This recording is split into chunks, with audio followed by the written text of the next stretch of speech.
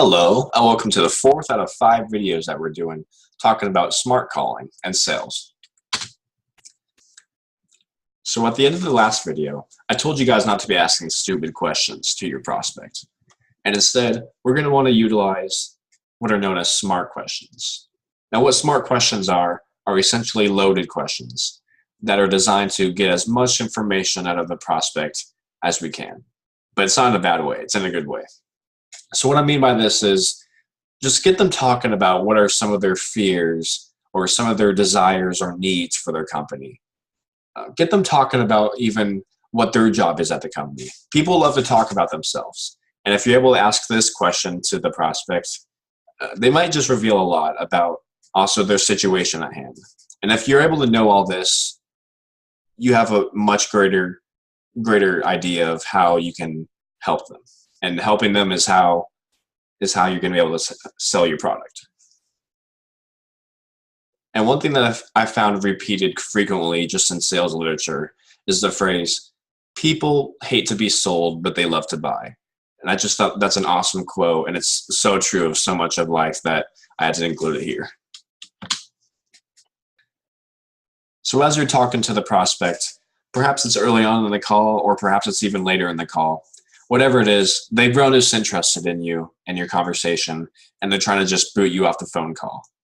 They were able to tell that you're a salesperson maybe, and they just aren't interested anymore. And they say such things like, oh, we're not interested. So as you're talking to your prospects, maybe it's early on in the call, or maybe it's even later in the call. Well, whatever it is, they were able to perhaps tell that you're a salesperson and they're trying to boot you off the call. They're not interested to talk to you anymore. And they'll say such things like, I'm not interested, or we already have our supplier. And it's important to realize that a lot of these kind of responses to you, they're only a reflex response. They're not their real response. They were just able to kind of tell in their subconscious that you're a salesperson, so let's try to get them off the phone call. You're going to want to utilize what are known as reflex breakers. And these reflex breakers are essentially questions that you ask in response to their statement.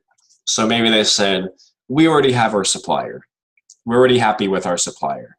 And a good response to this would be, what would it take?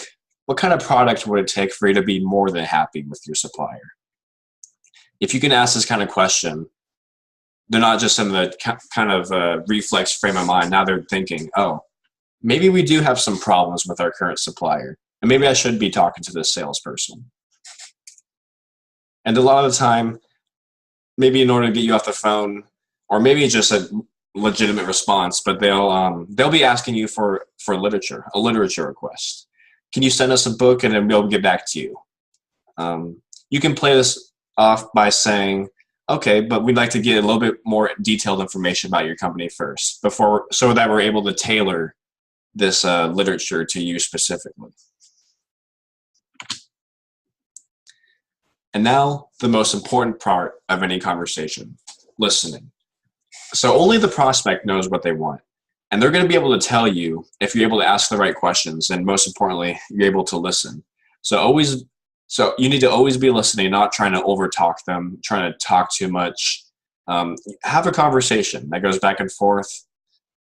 And there's something that I picked up on in one of the books that's called eye contact over phone. What eye contact over phone essentially looks like is, as they're talking, as they're describing their situation, you say things like, yeah, This lets them know that you're listening and you're respecting what they're saying in order to listen. And lastly, in your conversation with the prospect, don't be afraid to pause. So pausing is used to, after they've asked a question or after you've finished your statement. So maybe they've asked you, what can your product do for us? Just take a second or two to pause. It won't be awkward. This gives you time to think about your response and just settle in on what your answer should be. And lastly, and this is what you made the phone call for, you need to get commitment from your prospect. And this commitment, like I alluded to earlier, there's going to be primary and secondary objectives.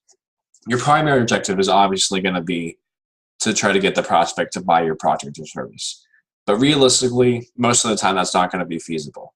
So that's what you need secondary objectives for. And secondary objectives might be such things such as, will you talk to such and such about this product? Maybe bring it up at a meeting. This way, maybe you don't get the primary you don't get the primary objective completed every time.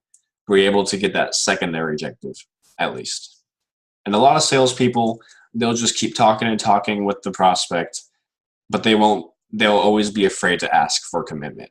Don't be afraid to ask. And maybe even assign some homework for what they should do after the phone call. So maybe they've requested literature to be sent to them. Say, okay, so we're going to get this literature sent to you, and I'd like for you to, I'm paraphrasing here, but you want them to have read it and have brought it up with their mid-level manager. And that way, whenever you call back next week, they'll be ready to have a better, more informed conversation with you, that they'll be better prepared for you. And finally, after the phone call, maybe send them an email that just kind of recaps what you've covered over the course of the conversation. All right, so that was the end of video 4, and sit back for episode 5.